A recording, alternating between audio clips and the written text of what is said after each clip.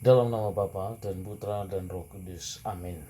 Saudari-saudaraku yang terkasih, hari ini Rabu 3 November tahun 2021.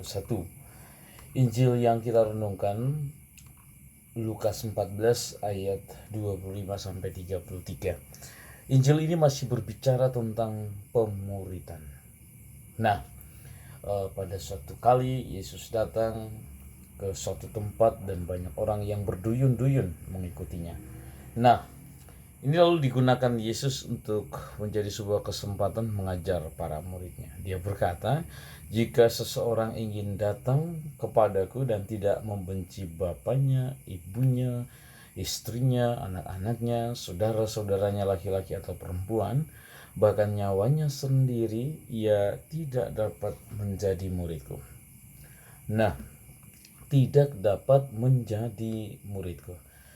Jadi Yesus saat ini menuntut komitmen yang lebih besar dalam mengikuti Dia, dan komitmen itu harus jauh lebih besar daripada keterikatan seseorang dengan anggota keluarga, dengan ayah, ibu, istri, dan anak-anak. Nah, Yesus sungguh telah memberikan contoh dalam hal ini. Bahkan Yesus juga mengatakan bahwa keluargaku, ayahku, ibuku ialah mereka yang mendengarkan sabdaku dan melakukannya. Nah, itu jadi ada preferensi yang baru atau kondisi yang baru dalam konteks kekeluargaan di dalam Kristus.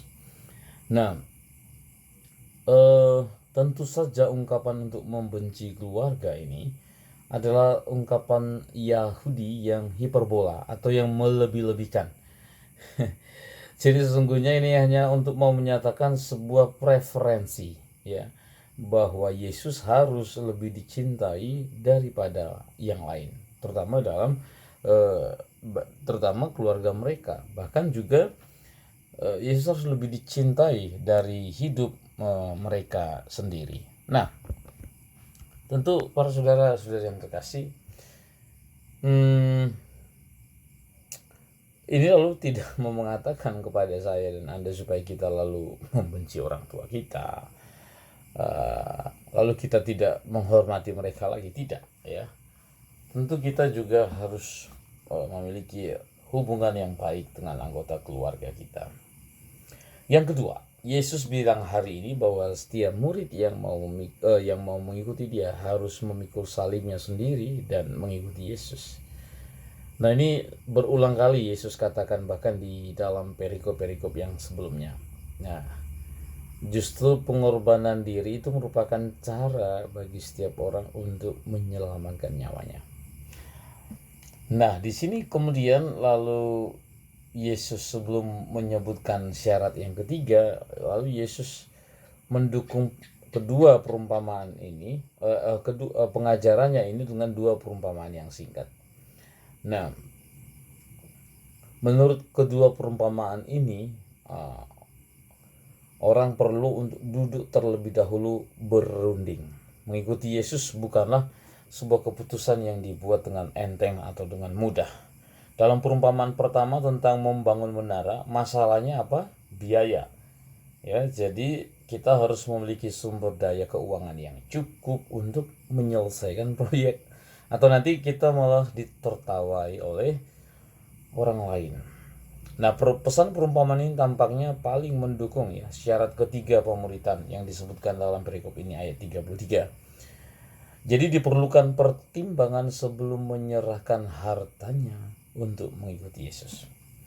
Dalam perumpamaan yang kedua tentang seorang raja yang berperang melawan raja yang lain, masalahnya adalah jumlah pasukan yang dibutuhkan untuk menang. Taruhannya lebih tinggi, ya, daripada perumpamaan pertama, karena yang kedua ini nyawa seseorang dipertaruhkan dalam keputusan apakah akan berperang atau malah justru berunding untuk suatu perdamaian. Jadi pesan perumpamaan ini secara khusus mengingatkan kita akan kondisi atau syarat pertama pemuritan, di mana Yesus memanggil murid-muridnya untuk mengasihi Dia lebih daripada hidup mereka sendiri.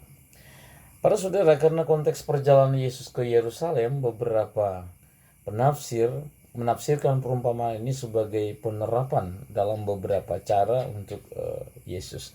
Di Yerusalem nanti Yesus akan diakui sebagai raja dan akan menghabiskan waktunya di bait suci yang sering dilambangkannya dengan sebuah menara. Meskipun rincian interpretasi seperti ini sulit dipilah, tapi sudah pasti referensi ke salib itu juga masuk dalam syarat pemuritan, menunjukkan bahwa hal ini juga berhubungan nanti dengan kehidupan Yesus di Yerusalem. Nah,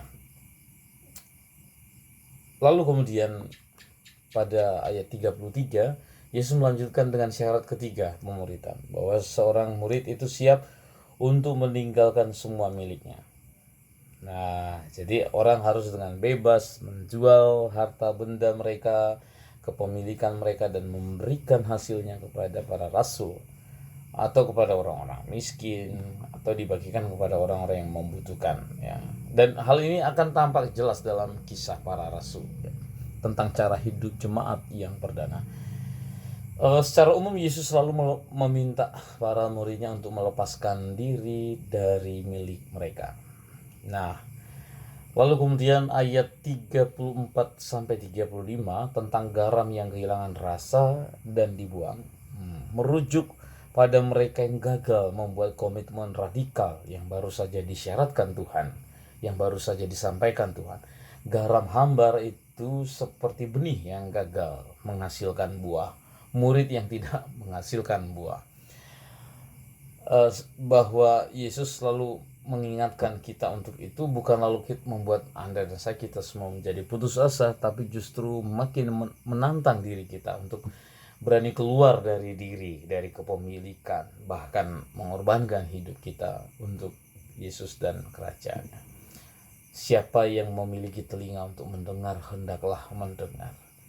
Semoga telinga hati kita lalu kita buka untuk kemudian mohon rahmat Tuhan supaya kita makin mengerti tentang syarat pemuritan, bahwa Yesus harus lebih utama dari siapapun, bahkan dari hal harga.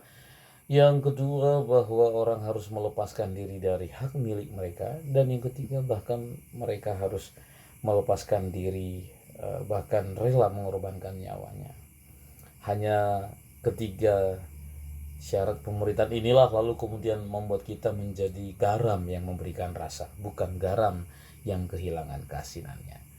Semoga Tuhan memberkati kita semua para murid Kristus pada hari ini, Bapa dan Putra dan Roh Kudus. Amin.